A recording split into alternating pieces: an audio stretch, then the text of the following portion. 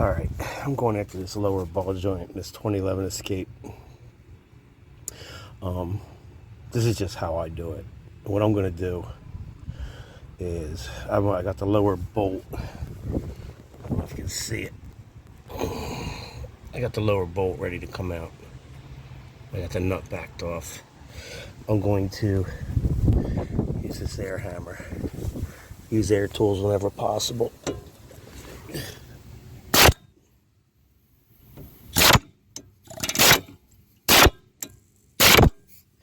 I don't know if that even worked. It didn't. Anyway, I'm going to get the bottom nut out. I'm going to get that nut off. I'm going to use an air chisel to push that back through. I'm going to get the steering knuckle separated. I'll get some kind of ratchet strap on that strut and pull it back so I can get my ball joint press in.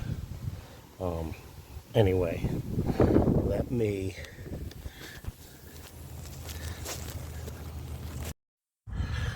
Alright, so that nut, I used an 1.25 inch socket. Use whatever you have that is the best fit where you won't round the nut off. After a certain size, as things get bigger, the standard stuff fits. Now, truth is, this is probably a metric. I think 1 inch is 24 millimeter. I know 34 was too big. This is probably a 32. I don't have a 32. But I used an 1.25 inch. That worked. Now I'm going to walk the CV joint back. See that little dimple there? Air chisel.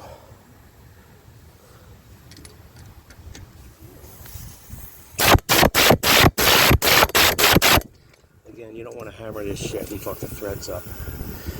That's why I use air tools as much as possible. Just because swinging a hammer is labor and I'm lazy. But if you have the tools, use them. I happen to have all the stuff because I'm a retired mechanic. Next thing, we will get the chisel. I will show you how I put that in. Now, you might see a hammer with this. Alright, it's just about out. I want to explain to you what I ended up doing. It's been a pain in the ass. And you see I got hammers and shit out, which I didn't want to do. But see, it's just about out. I got the chisel in there. And I used the tie rod fork. I get it up in there. And then I beat down on it with a dead blow. Basically, that stud, I think, is just rusted in. I got some PB going on. But, you know, I find that the newer these cars get, this is a 2011, it ain't that new, but I think it's the newest I own. This is newer shit. The newer it gets, the worse it is to work on. That's my opinion, but maybe I'm just old. But, yeah, I'm getting it out. I just want you to know. It was easy as I thought. I did have to swing a hammer and break a sweat. That's the way ball joints always are, though, it seems. Alright, so we got this far. Rust was the culprit. I think the shaft was rusty. It didn't want to go out of the knuckle very well. I finally got it, but it was menial labor. It was hammers, pry bars, chisel to split the fork. I think I can get a ball joint press in there. I usually cut this off with a whizzer wheel and I just press the shell out with the C-clamp. I got a ratchet strap back to the back wheel up under the floor, the running board, holding the knuckle back out of the way. So we're gonna go at it, try and get this thing done. I've been playing around for about an hour now to get this far. Gotta watch your ABS sensor wires. I got that pretty taut. I think it'll be okay though. That's the kind of shit you're ratcheting it back and rip the wires out. I may have, who knows.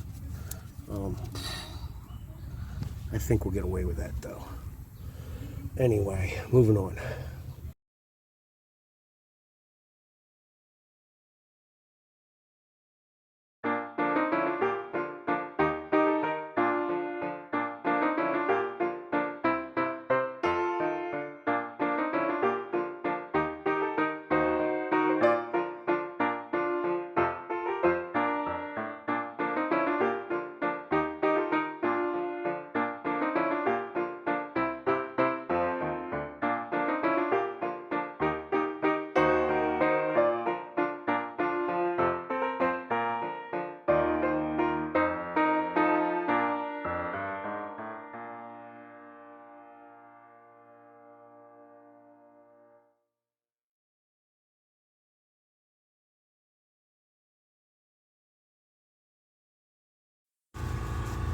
Alright, so we cut the stud of the ball joint off with our cutoff tool.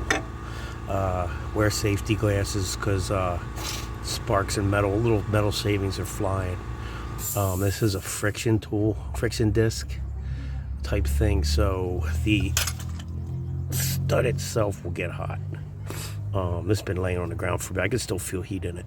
So don't reach over and touch it like this. Actually, it's getting hot now. I'm going to drop it. You got to move the stud around while you're cutting it. Get a pair of pliers. I usually cut it. I'll start cutting in from one side, and then I'll quarter turn it and cut in from there. Then I'll quarter turn it, cut in from there, and I'll get it where I can tap it with a hammer and it breaks off. But anyway, we are ready to press this out. I said earlier about the ABS sensor wires. I got a bungee there. I don't want to mess the tone ring up either. There's so much stuff here that could just get more parts can get broken if you're not paying attention to what you're doing. Like I said, I have some tension on that ABS wire. I think it's going to be okay, but a little bit more of the wires inside would start ripping and breaking. We are almost halfway there. I've been playing around probably an hour and a half. It's taken longer than I thought, but I always think things go quicker than they really do. Because I really don't like daily driver work. I'd rather be working on my dart. But we're getting there. Did I say, yeah, use safety glasses, using air tools, cut-off tools. The car is jacked up, but I have a jack stand under there. The weight of the car is on the jack stand. The jack's just sitting there ready to go back up. Never rely on your jack for a whole job. Anything can happen with a hydraulic jack. All of a sudden, the worst thing is the hydraulics give out. The car just comes down. What else? Yeah, like I said, air tools, but I ended up using a lot of mallets and hammers and actually pickle forks to get this apart. It took a little bit more than I thought, but rust was the culprit. Anyway, I'm gonna set up the C-clamp here. We'll get a shot of that and then go from there. This is our ball joint press setup. As you can see, I'm just pressing right down on that cutoff ball socket. Got a couple of adapters underneath. Got a 1/2-inch drive with your shop socket. I think it's a 21 millimeter. I'm doing this by hand, but I might give up and put the gun on it. I don't like, you know what? Let's put the gun on it and see what happens. Stand by.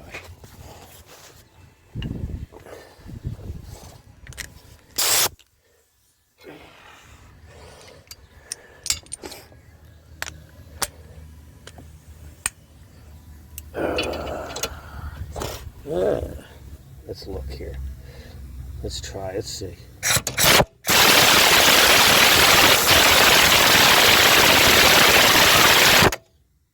It stopped for some reason.